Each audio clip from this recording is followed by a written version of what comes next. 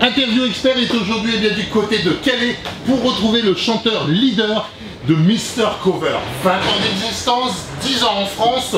Comment s'est passée cette deuxième prestation aujourd'hui à Calais? Alors c'était un très beau rendez-vous. Quand on a vu la date apparaître dans notre agenda, on a été heureux comme des rois, parce que l'année passée c'était une édition un peu particulière, Covid, mais cette soirée était aussi chaude que la journée. C'était fantastique, le public intergénérationnel qui était là, les enfants, les parents, les grands-parents, les oncles, les tantes, enfin bref, un vrai moment familial comme on les aime et comme on les affectionne. Comment s'est produit depuis 20 ans Mister Cover? Comment est né Mister Cover?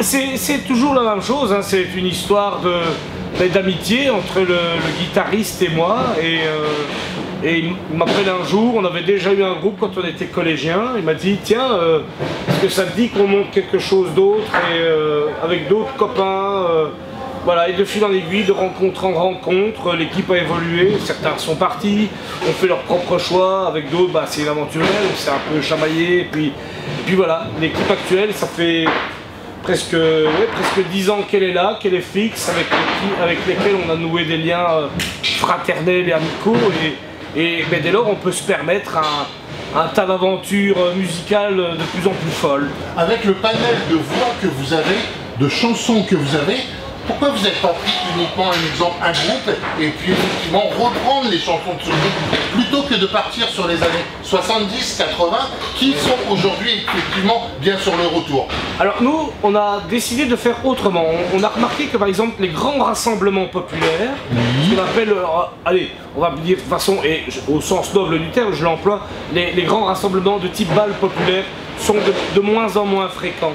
Rassembler les générations, c'était notre priorité, c'est-à-dire on voulait vraiment faire découvrir aux plus anciens des choses plus récentes et aux générations actuelles des choses qui sont là depuis les années 50 avec la naissance du rock'n'roll, avec Bill Haley, avec Chuck Berry, et puis on arrive dans les années 60 avec les Beatles, les Stones, avec les années 70, les années 80 qui étaient plus électro, plus synthé, et faire découvrir comme ça de façon intergénérationnelle les tubes, les grands artistes de toutes les époques et de tous les styles.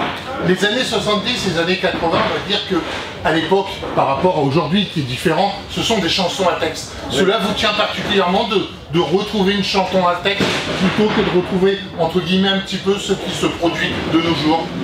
Oui, attention, je dirais pas que de nos jours, ils ont laissé tomber le sens des chansons. Ils sont différents, mais je pense qu'effectivement, dans les années 80, par exemple, il y a un côté très militant, parce que quand on est en train de chanter Sunday Bloody Sunday du U2, nous on fait la fête là-dessus, parce que c'est devenu un hymne qu'on connaît tous, tellement c'est un tube interplanétaire, mais il faut quand même se rappeler que c'est une chanson qui a été écrite au départ d'un drame à Londonderry, dans le nord de l'Irlande, parce qu'il y a eu un massacre de pauvres gens qui n'avaient rien demandé, qui manifestaient pacifiquement. Donc non, si, quand on interprète une chanson, on essaie toujours de retrouver en tout cas le sens de la chanson. Après nous, on essaie de pas faire un tribute, c'est-à-dire faire comme, on essaie d'y mettre notre âme, mais en tout cas on ne dénature pas la chanson, jamais. Cela veut dire effectivement que dans toutes les prestations que vous faites, on retrouve effectivement, on sait que les gens ont envie des années 70-80, c'est vraiment quelque chose qui redevient sur le devant. Et est-ce que vous n'aimeriez pas, d'une certaine manière, reprendre un chanteur et remettre sur le devant en faisant pourquoi pas un album de ce chanteur? Non, ça nous on a décidé qu'on ne faisait pas. Nous on s'est vraiment focalisé sur la performance live. Oui. Nous ce qui nous intéresse, c'est pas le côté disque, ça a déjà été enregistré. Donc pourquoi aller refaire quelque chose qui a déjà été fait?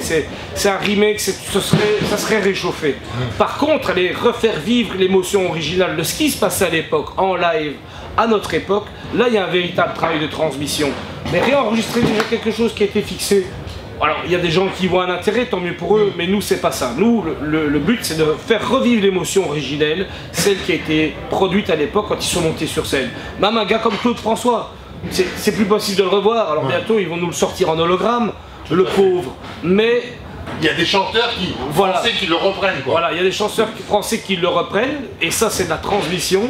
Mais nous on fait la même chose, à part que nous on mélange tous les styles, tous les artistes et toutes les générations pour faire vivre un moment unique. On voit effectivement que ce soir, il y avait à peu près, on va dire, entre 6 et 8 000 personnes sur la place d'Armes. Tout le monde été effectivement vraiment dans ce que vous chantiez. Il y avait une telle ambiance que on se serait cru tout simplement, pourquoi pas dans un Stade de France. C'est quelque chose que vous aimeriez faire, le Stade de France? Alors si on pouvait déjà faire le stade Roi-Baudouin à Bruxelles, Oui. ça serait très rapide, qui est quand même un tout petit peu plus petit, Oui. pas grand chose, parce que le Ouais. Stade de France, pour y avoir été voir, moi des artistes, il y a encore très peu de temps, c'est énorme, mais ouais, ben oui, pourquoi pas, mon Dieu. Peu Ça importe. vous est déjà arrivé? Ça vous est déjà effleuré l'esprit? Mais on rêve tous de faire des grandes salles, des grandes scènes, c'est des rêves de gosse, voilà. Moi le premier artiste que j'ai vu c'était à Forêt Nationale, c'est on va dire une salle mythique Tout à bruxelloise, fait. et c'était en 1987, j'ai vu U2, j'avais 11 ans, j'ai eu des yeux comme ça, et je me suis dit un jour je vais être à la place de Bono quoi.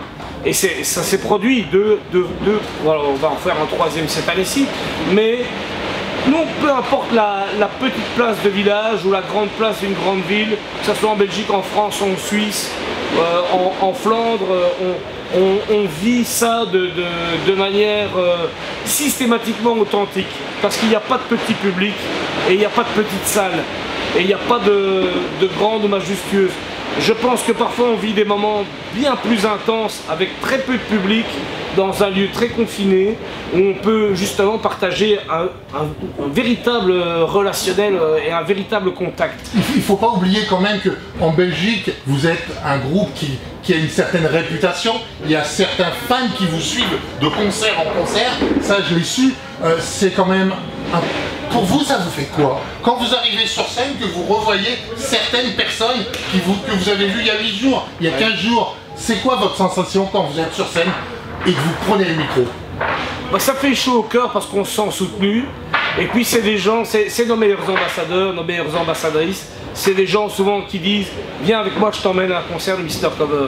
Ils disent bah, « je connais pas, pourquoi ?» Et en fait c'est eux qui nous ramènent du public qui ne nous connaît pas.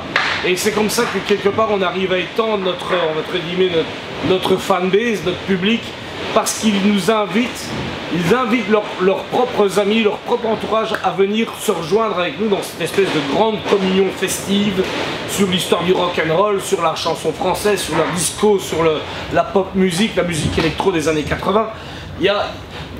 J'ai une véritable affection pour ces gens qui ont cette gentillesse et qui ont cette générosité, qui nous suivent, parce que ils sont comme, on va dire...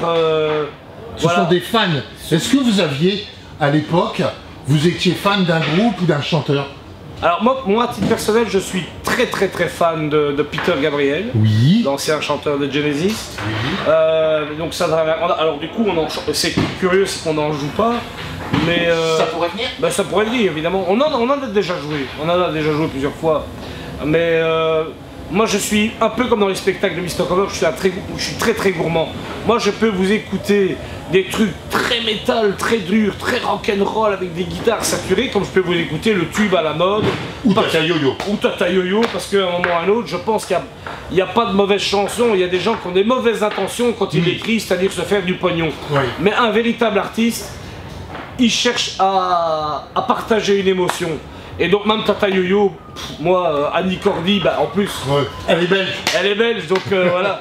Elle était belge. Elle était belge, mais voilà, mais elle est toujours dans nos cœurs, je veux dire, elle a tellement été rayonnante toutes ces décennies, voilà. Mais peu importe qu'il soit belge, qu'il soit australien, français, anglais, qu'il soit allemand, qu'il soit espagnol ou portoricain, on s'en fout.